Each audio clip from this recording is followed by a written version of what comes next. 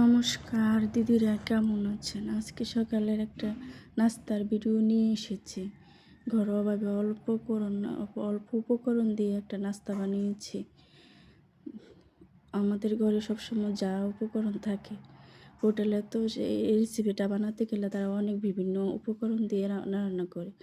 আমার ঘরে অল্প উপকরণ দিয়ে আমি সকালে এই নাস্তাটা ছেলেকে বানিয়ে দিয়েছি। সাথে দিয়েছি পেঁয়াজ ও কাঁচামরিচ, তারপর আদা রসুন বাটা দিয়েছি, চিকেন দিয়েছি, এরপর দিয়েছি সয়া সস। লবণের পরিবর্তে আমি সয়া সস এখানে ব্যবহার করেছি।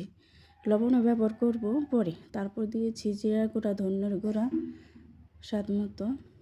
এরপরে দিয়েছি একটা ক্যাপসার মশলা, বাসায় ছিল সাদা, একটু আনানোর জন্য একটু বেশি স্বাদ লাগার জন্য একটু চাট মশলা ক্যাপসার মশলা দিয়েছি। দিয়ে এই যে কতক্ষণ গুঁড়া দিয়ে 10-15 মিনিট এইভাবে ভেজে তারপরে নামিয়ে নিয়েছি। তারপরে দিয়েছি কড়াইতে বাটার ঘি, ওটা দিলে খেতে অনেক স্বাদ লাগে। বাটারটা দিয়ে তারপরে দিয়ে দিলাম 2 চামচ, ছোটো চামচ দিয়ে ময়দা। আপনারা চাইলে আটা ব্যবহার করতে পারেন, আমি এখন ময়দা ব্যবহার করেছি। ময়দাটা যেমন দলা পেকে না যায়, লাড়াতে রাখতে হবে। এরকম লেড়ে ছেড়ে গলিয়ে নিয়েছি। তারপর সাথে দিয়েছি গুঁড়া দুধ। আমার ঘরে গরুর দুধ ছিল না, তাই গুঁড়া দুধ জল দিয়ে গুলিয়ে দিয়ে দিয়েছি।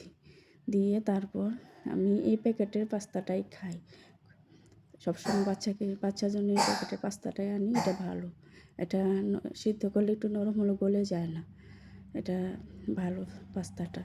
তাই এটা নিয়ে দুধটা দিয়ে দিলাম স্বাদ মতো, পরিমাণ মতো আমি পাস্তা দিয়ে দিয়েছি। এখানে স্বাদ মতো লবণ দিয়েছি। দিয়ে এটাকে অনেকক্ষণ লাড়াচাড়া রাখতে হবে। যদি আবার দলা পেকে যায় তাহলে কিন্তু ভালো লাগবে না খেতে।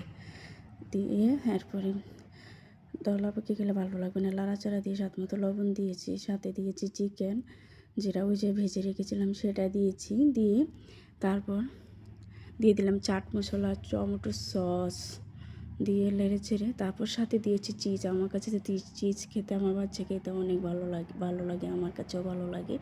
তাই আমার পরিমাণ মতো আমি চিজ দিয়েছি। আপনি চাইলে আর চেয়ে বেশিও দিতে পারেন। তারপর চিজ দিয়ে নেড়ে ছেড়ে স্বাদ মতো নামিয়ে নিয়েছি। দেখেন এটা কতটা খেতে লবণীয় হয়েছে, অনেক স্বাদ হয়েছে। রান্না করে সাথে সাথে মা ছেলে তো অনেকখানি খেয়ে ফেলেছি। গরম গরম খেয়ে সকালে নাস্তা করে নিয়েছি ছেলে আর মা। তারপর নামিয়ে নিয়েছি।